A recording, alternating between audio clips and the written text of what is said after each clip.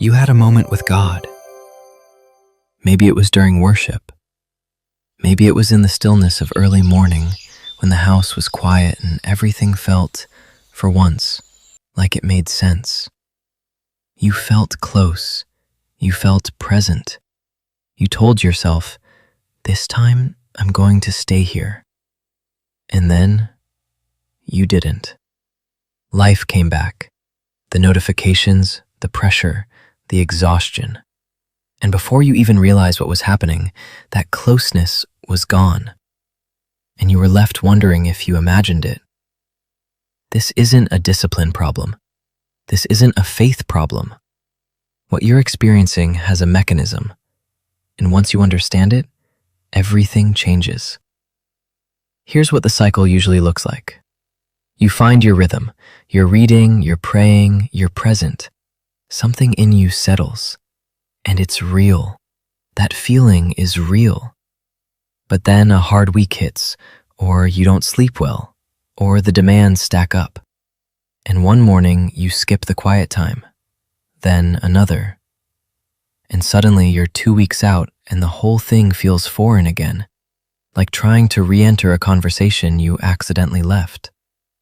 So you do what most of us do. You try harder. You commit again. You set a new schedule, a new plan. This time I'll be more consistent. And for a few days, it works. Until it doesn't. If you've been in this loop, I want you to understand something important. The loop itself is not the problem. The loop is the symptom. The real mechanism is happening underneath, and most people never see it. Let's talk about what's actually happening in your brain and your body. There's a concept researchers have studied called the skill of absorption, the trained ability to quiet the mind enough to attend to inner life, to actually hear, sense, and respond to something beyond the noise. Here's what they found. It's not natural. It's trained. It's a capacity that has to be developed, and one that modern life is systematically working against. Think about what your attention is doing on any given day. It is fractured before you even open a Bible. Your nervous system has already processed dozens of micro-demands, each one asking for a small piece of you.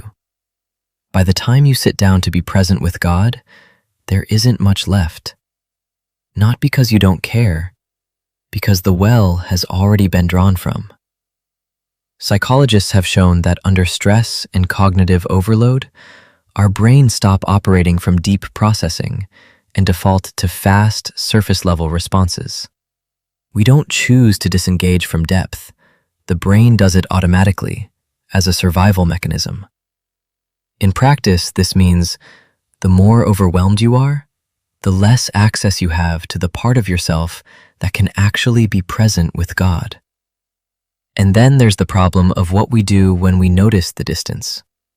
Research on contemplative states identifies 2 modes of inner life: doing mode and being mode. Doing mode is your problem-solving self, the part that analyzes, fixes, optimizes. Being mode is softer, receptive, present, open. Here's the trap. When we notice we've drifted from God, we immediately shift into doing mode. We make a plan. We analyze what went wrong. We try to fix the dryness. But spiritual presence isn't a problem to be solved. The harder you grip, the less you feel. And the more you try to manufacture closeness, the more distant it seems.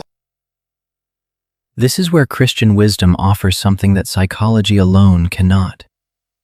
The tradition has always known that God does not operate on our schedule.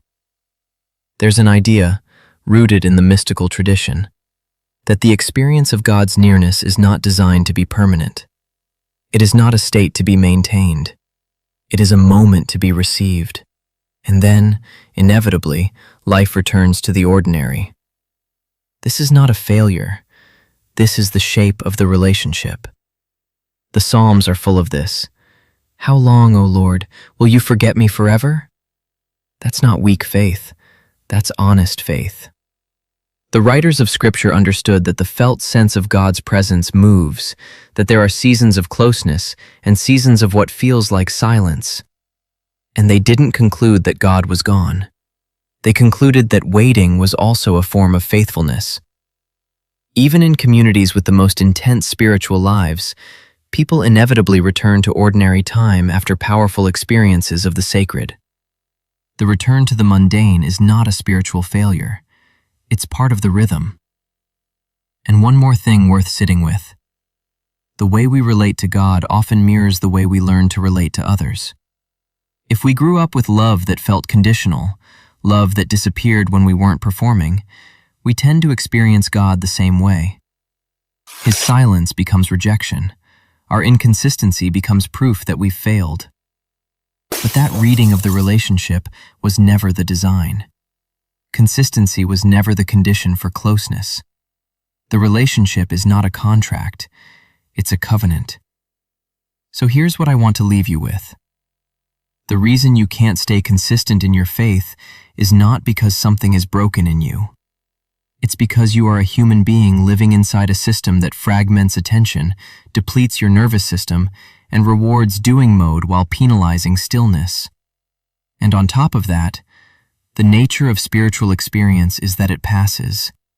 It was always going to pass. That's not abandonment. That's the rhythm. The question isn't, how do I stay in the moment of closeness forever? The question is, can I trust that the relationship holds even when the feeling doesn't? That's a different kind of consistency. Not the performance kind, the kind that has to be maintained every morning or it doesn't count, but the kind that returns, that finds its way back, that doesn't treat every dry season as a verdict. You're not too far gone. You haven't failed. You've been human. And that, as it turns out, is exactly the starting point.